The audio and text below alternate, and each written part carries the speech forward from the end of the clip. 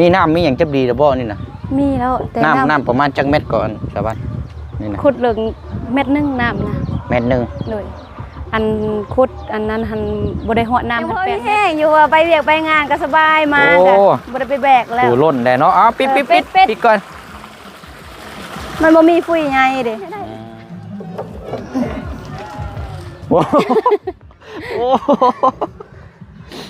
โอ้ยเนาะบ่คันได้ตัวนี้นี่แจวได้นี่เนาะเอาไว้ข้างๆนะ2เม็ดตัวนี้เขาขุดมันคือเต็มมันยังบาทนี่เต็มอันนี้นะ2เม็ดเขาขุดอันนี้2เม็ดโดยเขาเอาท่อลงซื่อๆบ่เห็นเอาลงจะท่อแล้วเพราะว่ายังบ่มีทุนบ่มียังเด้ยังบ่ทันได้มีงบตัวนี้เนาะโดยเขาสร้างขึ้นเขาก็ยังบ่มีเด้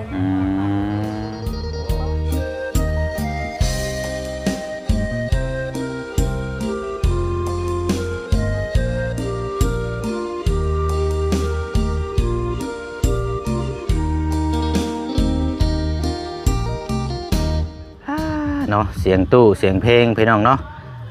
นับวันจอจี้เข้ามาเนาะปีใหม่ลาวปี2025เนาะมื้อนี้ก็วันที่10อีกแค่3มื้อที่4ก็แม่นเนาะอยู่ลาวเฮานี่เริ่มวันที่14แล้วพี่น้องเนาะแต่ว่าอยู่ทางฝั่งไทยนี่เริ่มวันที่13เนาะเอาเนาะเปิดภาพเปิดกล้องมากับพี่น้องเนาะมาพบมาเจอกันอีกคือเก่าเด้อเนาะกับช่องของทางพอน้องเปียว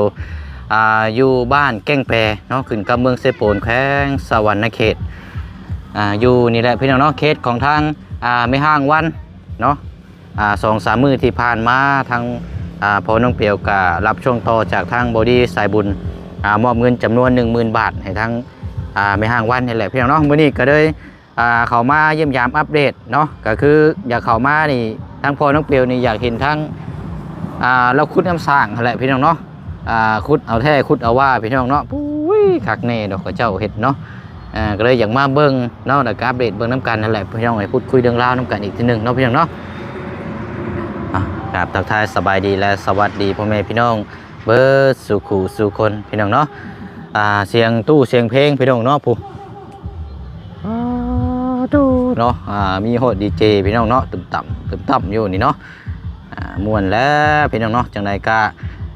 ปีใหม่นี้เนาะขอให้ทั้งพ่อแม่พี่น้องและ FC เนาะบ่ว่าอยู่ใกล้อยู่ไกลที่ติดตามรับชมแล้วก็เป็นกำลังใจให้เนาะขอให้พบแต่แนวสิ่งดีๆเข้ามาในชีวิตกับในครอบครัวเด้อพี่น้องเด้อเนาะปีใหม่ลาวนี่แหละพี่น้องเนาะสงกรานต์ไปเนาะไปเบิ่งก่อนเนาะเป็นยังไงดิอยู่เฮือนซ่านอยู่บ่ทางแม่ห่างวันเนาะพี่น้องเนาะเป็นยังไงอยู่บ่พี่น้องเนาะอันนี้ทางเฮือนอันเป็นญาติพี่น้องทางน้องน้องงามเนาะทางน้องงามเป็นยังไงยังก็บ่ได้เข้าไปเยี่ยมยามทางน้องเพิ่นแต่หึงนะพี่น้องเป็นจังย่างไปเบิ่งเล่าเนาะ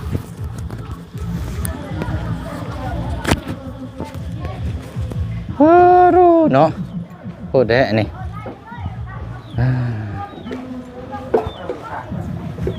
สบายดีเด้อน้องไซซองได้นี่พี่น้องชื่อยังก็ลูกจ้ะชื่อเกิดแก้วเกิดแก้วได้เนาะพอบ่เสียงก็บ่ได้มาแต่หึงได้เนาะอันนี้แม่จะว่าผู้นี่น่ะสบายดีเอ้ยเด้อน้องงาม2นี่เนาะใส่เอ้ยเจ้าบ่ได้มาบ่ลูกบ่แม่อันนี้ก็อยู่นำกันนี่เนาะเกิดแก้วยังเฮียนอยู่บ่ลูกเฮียนม.1เฮียนม.1ยุดแล้วบ่ยุดเฮียนแหละเอาเพิ่นยังบ่ทันได้ปิดสงกรานต์บ่ไปลิ้นฮะไปอยู่บ่หาก็เมื่อแต่สงกรานต์หาก็เมื่อแต่สงกรานต์แสดงว่ามื้อนี้นี่สงน้ำแม่นบ่สงน้ำก็แม่นยุดได้บัดนี้บ่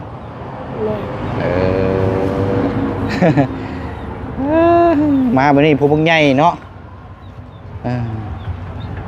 บ่สิมาหาทางแม่ห้างวันเราบ่อยู่ซ้ำจักไปทางใดอยู่บ่ถือว่าอันเขาเจ้าเฮ็ดงานยังสะดวกนั่นเปิดเพลงนะผูกแขนเฮ็ดปีใหม่ผูกแขนปีใหม่โดยแม่ฮะลูกลาวเป็นไทยผูกแขนลูกลาวเป็นไทยผูกแขนลูกเนาะก็เลยว่าผูกเอาปีใหม่ให้อยู่ดีมีแฮงเนาะพอได้สบายก็ลิ้นอยู่แต่ว่าผูกเอาปีใหม่นั่นแหละเนาะ เอเนาะน้องเกิดแก้ว เอาตัวช่วยไปสิกูเสีย เอาโอเคเนาะไปพุ่นก่อนเรื่อยๆเด้อถ้างั้นสาววันก่อนมาเยี่ยมมายามเราอยู่เฮือนอยู่บ่อันนี้ทางเฮือนอันนี้พี่น้องเอ้ยเป็นพี่น้องกับทางน้องงาม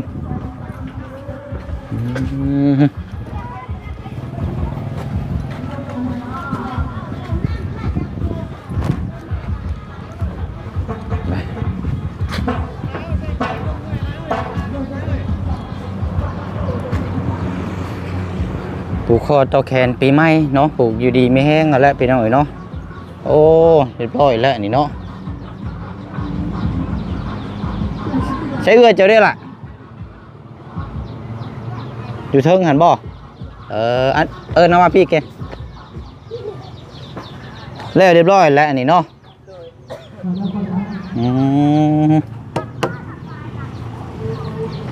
เห็นแล้วไว้ดิโลอันนี้เนาะอันนี้ทั้งน้องเป็นอาทิตย์นั่นแหละคุณ อันนี้เจ้านี่บ่ลงมื้อนั่นน่ะ โดย ป้าโคตรดีโลเนาะเอาท่อลงปันจักท่อกับน้องเบิดทั้งมวลนี่19ท่อ โดย เนาะใช้อันเอื้อเจ้าด้วยใช่ เลื่อน เรามาพี่ก็ได้ วันเราไปอยู่ไหน โปรจูไนมาพี่เนาะเห็นปะ เอาสบายดีเนาะ สบายดี หากมาแต่ว่านก็ได้แวะเข้ามาอัปเดตเยี่ยมยามอยากเห็นตัวนี้แหละพอสำเร็จแล้วว่าเนาะโดนโบเสียงกันขออนุญาตหนีไม้นี่เด้อมีน้ำมีอย่างจับดีหรือบ่นี่นะ มีแล้วแต่ น้ำประมาณจักเม็ดก่อนชาวบ้านนี่นะ ขุดเหลืองเม็ดนึงน้ำนะ เม็ดหนึ่ง เลยอันขุดอันนั้นหันบ่ได้เหาะน้ำหัน8 เม็ดแล้วขุดอีกเม็ดนึงไปดิเป็น9 เม็ด แต่ว่ามีน้ำนะเม็ดหนึ่งใช่บ่ เลย โอ้ จากเม็ดนึงจะเพียงนี้นะ เพียงนี่บ่โอ้เม็ดปลายพอได้กันว่าเพียงเอวนี่เนาะ โอ้บ่ฮอดติ สะ เม็ โพ ด ก นึง นี่ เป็น บ่ ซำนี้แหล้ววะ เพียงสะโพกเนาะ แม่นสะโพก ประมาณ7-80ซะเนาะ แม่น 7-80 เซนมันเป็นบ่อไม้เดียวน้ำมันก็สิมีลายดอกเนาะ โดย แต่ว่าก็ยอมรับอยู่เนาะชุมเจ้าอันขุดเนาะแป๊บเดียวภายใน1 อาทิตย์ใช่บ่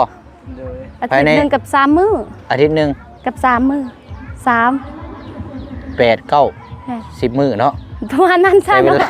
ใช้เวลา10 มื้อพี่น้องเอ้ยบ่อน้ำนี่ทั้งขุดทั้งเอาท่อลงเรียบร้อย โดย มีน้ำอยู่บ่ นี่ ลองเบิ่งได้บ่นี่ ได้ เอา ไปเราอยู่พุ่น อันนี้น่าเอาใดลงแล้วบ่ โดย โอ้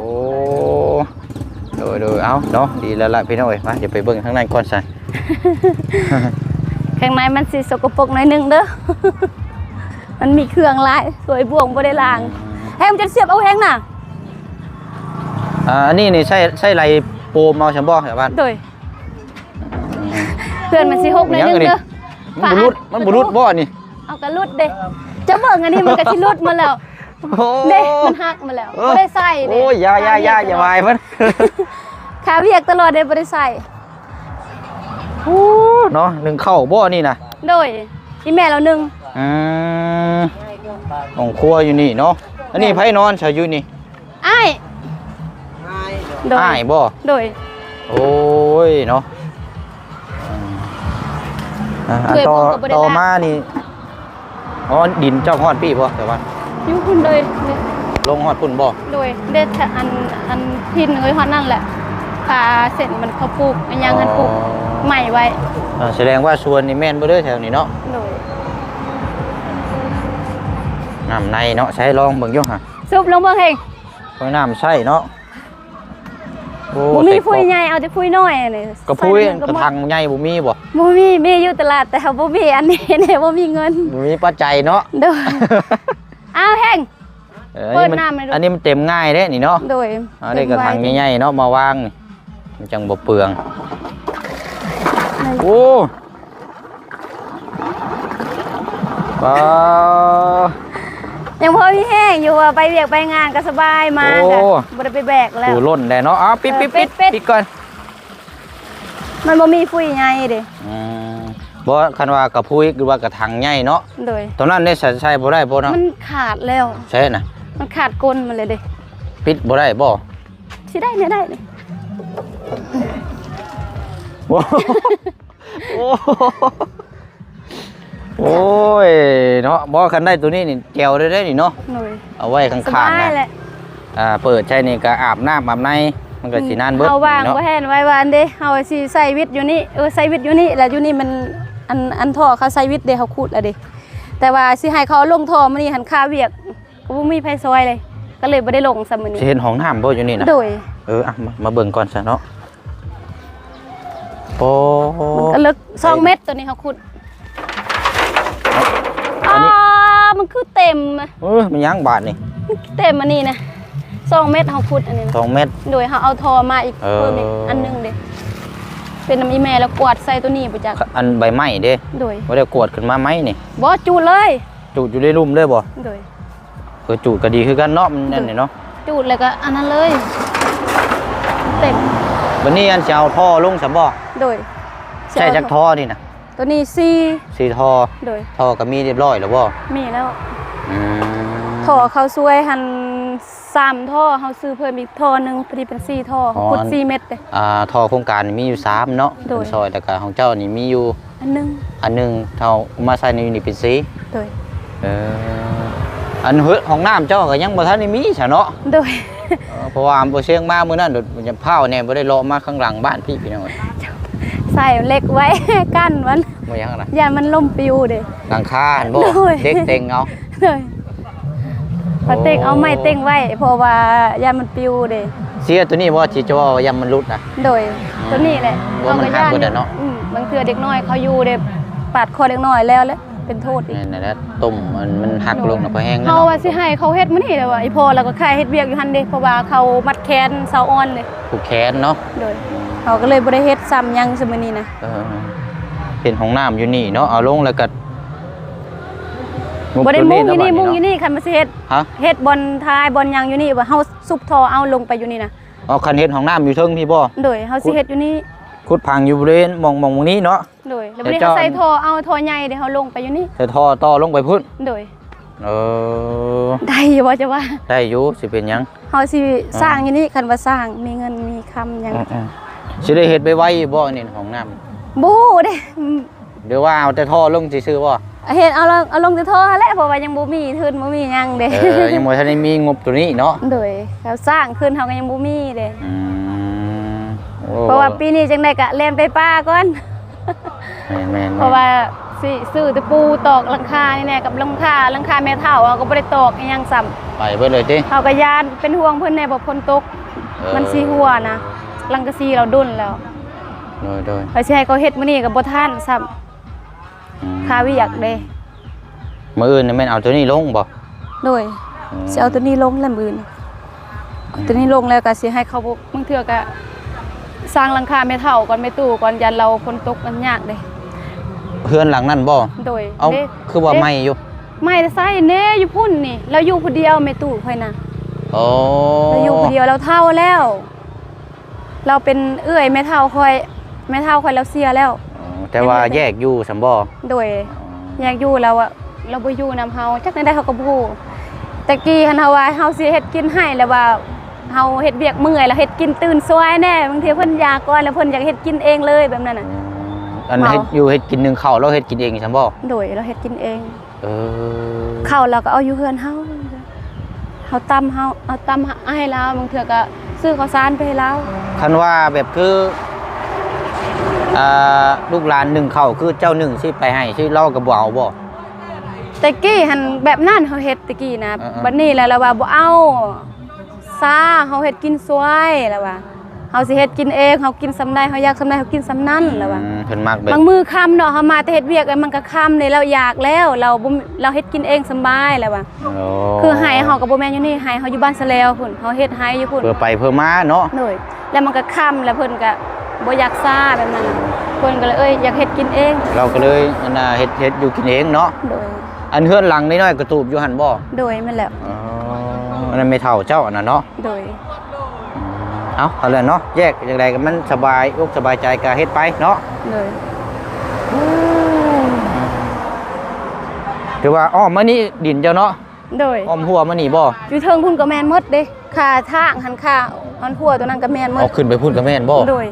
แม่น อ๋อแสดงว่านี่เฮ็ดหัวเฮือนไว้ซื่อ โดยตอนนั้นเขาปลูกผักปลูกหญ้าเด้แถวนี้เด้ ๆโอ้เดินแถวนี้ เอ บ่ ออันอยู่ลุ่มพุ่นคันเขาบ่ได้จกเขาปลูกผักคูปี้หั่นน่ะแต่บัดนี้เขาจกเลยเขาเตือนแล้วเฮาก้นเป็นคิงเป็นอิหยังเขาก้นออกมา แล้วเขาจกเลย อื มันมีกกกล้วยกกหยังอยู่ลุ่มพุ่นน่ะ เพราะว่ามันเป็นทางเขตรัฐเด้อยู่ลุมเพิ่นน่ะ บ่ทางว่าเพิ่นเนาะ เฮากระปลูกอยู่เทิงพี่เนาะ โดย เอาเนาะ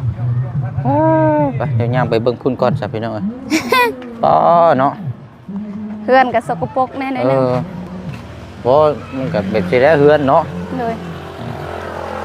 อยู่นี่มันก็หัวอยู่นี่น่ะ จังกะสีเข้าเลยเนาะ บ่นอนค่อยเลย จักปีแล้วนี่อัน ด้นเลยเด้อีพ่อเราเฮ็ดด้นแล้ว ตั้งแต่เจ้าอายุจักปีเจ้าใหญ่มานี่เห็นบ่หลังนี่น่ะ แล้วเฮ็ดแล้วเฮ็ดตั้งแต่ค่อยเป็นประมาณอายุ10 ปีบ่12ประมาณนั้นแหละ แสดงว่าเจ้าใหญ่มานี่เจ้าเห็นบ่เฮือนหลังนี้นี่ เห็นแล้วอยู่นำลาวแล้วเฮือนหลังนี้น่ะเอาพัวก็อยู่เฮือนหลังนี้ เจ้าน่ะ26ปีเด้อเนาะ โดย 26ปีนี่โอ้เนาะ ในบอนค่อยนอนน่ะมันยะเลยนะตรงนี้นะแบบ เพราะมัน แต่ก้าวมันมีกกตะกบอยู่นี่แหละมันคุ้มแล้วเฮาบ่ฮู้เลยว่ามันค่าอยู่หั่นบ่มันฝนตกแล้วมันก็เปียกเด้มันเปื่อยเด้ ไปเบิดเด้อเนาะ โดย จับไปคอยก็ฮักไปแล้วโอ้โหได้ดิเนาะ บ่เป็นหยังให้จังได้ อันนี้เป็นยังซั่นนี่ อันนี้อันสวมหั่นดิสวมบิดหั่นดิ อ๋อสวมบิด เอาท้ายเด้อ อ๋อ ชุดนี้ก็เป็นห้ำ หำเกลือเป็ด เกลือ บ่ เป็ดเกลือไก่มันแล้ว เป็ดเกลือไก่เนาะ โดย อ๋ออันนี้บ่ทอนชื่อที่ว่า โดย นี่ ต้องเขาซื้อเพิ่มตัวนี้นะ อืมตัวนั้นนั่น19ใช่บ่อัน โดย โอ้โหดเด้อเนาะอันเวลาเอาลงนี่ก็เจ้าเฮ็ดนี่ได้นี่น่ะ 19เขาเอาเสือกมัด เชือกมัด โดย นี่ มัด บ่ใส่หูนี่บ่ โดย แต่ตัวนี้ค่ายตัวนี้มีหูแต่ตัวนั้นมันบ่มีหูเลย อ๋อ บ่หูเสร็จเขาก็ยอมเขาบ่ได้เอาลงน้ำเขามีแต่เขาเอาลงเลยตัวนี้แล้วเขาเอาลงน้ำเขาอยู่ตัว อัน นี้ เฮ็ด ตอนใส่ อัน สร้าง กันจักคน เฮ็ดเลยวะ อันเอาลงมื้อนั้นหั่นได้ หลายโอ้มีพี่น้องเขา2คนและผู้นี้อีกซอยกับลูกน่ะสาวอีกผู้หนึงเฮาเฉพาะเฮานี่ก็เป็น4คนแล้ว มีพ่อเฮามีอ้ายน้อง แล้วก็ค่อย4คนแหละ6คน อ๋อ 6คน 6คน เจ็ดทั้งแม่ค่อยห่อไม้ซอย 6คนเนาะซอยกันเนาะ โดยเจ็ดทั้งแม่ค่อยเราก็ซอยกันซอยยกไม้ยกนางพอเอาไม้ห้องก่อนเด้นั่นน่ะ ตอนเอาลงแรกๆนี่บ่ว่าได้เชือกนี่เนาะคอยดึงบ่แม่นง่ายเด้อเนาะ โดยค่อยซื้อ4อันบ่เสือก4อัน ใช่แห้งขาวเดี๋ยวรอได้นี่ เขามั เนาะ ดเขามัดอยู่นี่แล้วเด้ เออ เขามัดอยู่นี่อันหนึงแล้วมันยันมันขาดแล้วเขาก็เอาซองมัดอยู่นี่แน่มัดอยู่นี่ซอง มีหูเด้ แตกเลยตัวนี้ ตัวนี้แล้วสิเอาใช้จังหันมื้ออื่นเนาะ โดย ดึงไปพุ่นเนาะอันไม้ตอกเส้นไม้หยังอยู่เฮือนเจ้าก็บ่ได้มีบ่ บ่ บ่มีหยังเลยเนาะ ไม้ตอกเส้นไม้แบบไรไม้ตอกเส้นบ่ฮู้ไม้ตอกเส้น ก็ว่ามีไม้เส้นเฮือนซ่านยังว่านั่นเนาะปุกนี่ก็ปรับหน้าดินไม้เนาะ โดย มันปรับหน้าดินไม้ให้เดือนให้ซ่านนี่ดินนั้นฮอดพุ่นบ่จะว่าฮอดกระตูพุ่นบ่หม่องน้ำพุ่นบ่ นี่แถวนี้ค่ากกอันนั้นนะมาขับพะค่าอันแล้วก็ขึ้นไป กกผักคาขึ้นไปหม่องอันกอกน้ำ ขึ้ไป บ่ โดยแล้วขึ้นไปอันนั้นแหละแถวนี่แหละค่าทางนี่มาพี่ ม แล้วก็นั่นค่าหัวอันเขาอ้อมไปดิหั่นนี่ตัวเขาอ้อมไปเห็นบ่ตัวมีอีหยังสินเขาตากไว้หั่นน่ะ อ๋อหัวอันสวนผักกันบ่ โดยแล้วก็ลงไปหุ้น โลกว้างอยู่ซะเนาะ โดย กว้างอยู่พี่น้องแต่ว่ามันเป็นแค่แบบว่าดินมันบ่เพียงเนาะ โดยมีแต่ปรับเอา ปรับใหม่เนาะ คันมีเงิน อาสิปลูกสร้าง โดยคันมีเงินแล้วปรับเอา เออ มีหยังก็บ่มี เนาะเจ้าก็มาแต่งานพุ่นบ่ โดย พระเจ้าผูกแขนแต่เช้าพุ่นบ่นี่นะ โดยนั่นแหละ แล้วก็กินเลี้ยงผูกแขนก็ถือว่าปีใหม่ซะเนาะ โดย ปีใหม่อยู่ดีไม่แห้งเนาะสงกรานต์อยู่ใส่ก็คือกันแหละเนาะผูกแขนปีใหม่อยู่บ้านบ่ใช่ แต่ ก็ เสา คือ ร์ กั หั้นข่อยบ่ได้ไปแต่เสาร์ข่อยไปเบิ่งเสือนมันต้น ส่วนมันต้น โดย อยู่บ้านซะแล้วพุ่นบ่ บ่ไปเบิ่งอยู่บ้านห้างพุ่น เข้าในพุ่นอีกไปเบิ่งไปเสียหญ้าประมาณแถว1 2แถวนั่นแหละ อันสวนมันต้นอยู่บ้านยังก็ บ้านสะแลว บ้านสะแลวเด้เนาะมันอยู่ฝั่งไหนฝั่งขัวบ่ ฟังนี่ขึ้นฟังเทิ ฝั่งซ้ายติดกับถนนใหญ่บ่ อยู่ในหน่อยหนึง เข้าไปได้นิดนึงบ่ โดย เออบ่คันว่าเจ้าไปพุ่นเพราะถึงเทื่อมีโอกาสอย่างเดียวจะเข้าไปถ่ายทำอัปเดตเบิ่งหั้นนะ เข้าไปในประมาณลักหนึงแล้วบางเทื่อก็บ่ฮอดละหนึงเพราะว่ามันเขาจักเขาเคยไปเขาก็บ่ฮู้ประมาณลักบางเทื่อก็บ่ฮอดเพราะว่าใกล้บ้านไปหนึงก็ฮอดแล้วเลย มองทางโค้งหันบ่ มันบ่ได้อยู่ถึงบ้านนะมันเข้าไปในทางโรงเรียนหั่นบ่แล้วก็ อ๋อ ขึ้นไปหน่อยหนึง เข้าไปในโรงเรียนอยู่ในเห็นบ่ โดย หมองเฮือนน้องแช่น่ะเข้าไปในพุ่นอีกเนาะ โดยแล้วก็มีไฮเข้าอยู่พุ่นแหละ เออ ทางไฮแล้วอันนี้ยังสิคนคว้าว่าสิดุดสวนนั่นแหละไปหายืมพี่น้องอีกแล้วมื้อนี้ เอาซะเนาะ ไปหากูเพราะว่ารูปเลยได้ปีนี้เฮ็ดจังได๋ สู้ๆซะเนาะ โดย เดี๋ยวมาเดี๋ยวไปเอาอันนั้นกันบ่เชียงชื่ออันนี้มาฝากมันพี่น้อยโอ้ยเนาะดีแล้วบัดนี้เนาะได้น้ำใช้เลย สบายแล้ว บ่ได้เมื่อยแล้วบ่ได้ไปแบกและน้ำอยู่น้ำบาดาลพุ่น แต่ก่อนนี่ไปน้ำบาดาลพุ่นแล้วเนาะ โดย เอาอันลูกเจ้าอายุจักปีกว่าสาวอันนั้น อายุลูกข่อยว่า4 ปี 4 ปี โดย ผู้หญิงบ่คือผู้ชาย ผู้ชาย เดี๋ยวเอาอันนี้ไปเอาขนมมาฝากแล้วก็ลูกชาย โดย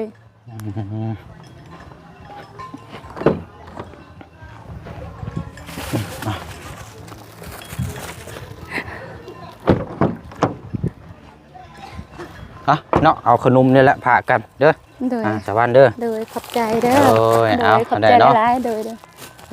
เฮ้ยเนาะแต่ก่อนนี่บุเชียงก็เคยเข้ามาอยู่นี่เป็นอันน่ะทั้งญาติพี่น้องทั้งน้องงาม แม่ อยู่บ้านอันนั้นเด้ บ้าน35 คือมาสัมภาษณ์เพิ่นอยู่นี่อยู่เนาะ โดย มาเสยเด้อหั่นแหละบุเชียงเดินทางก่อนบัดนี้เนาะคันว่า โดย มีโอกาสเวลาเดี๋ยวสิมาอัปเดตมาเยี่ยมยามใหม่อีกเด้อ โดย เดี๋ยวเอาเนาะสบายดีเด้อ ใจเด้อโดย โอ้ยบุเชียงกันขอไม้หน่อย ลืมตลอด อะไรเนาะอันไปเบิ่งหุดเข่าได้เนาะหนึ่งเข่าหนึ่งน้ำหมากลำไยนี่เป็นหมากนี่บ่ว้าวได้นี่เนาะงาจนสิฮักพุ่นเลยนี่เอาละพี่น้องเนาะก็มาเยี่ยมยามอัปเดตให้พี่ให้น้องให้ FC นะครับได้ชมเบิ่งน้ำกันอีกเนาะก่อนหน้าก็มาครั้งแรกนี่ก็ถือว่าเป็นรอบที่2เนาะสำหรับเคสของทางแม่ห้างวัน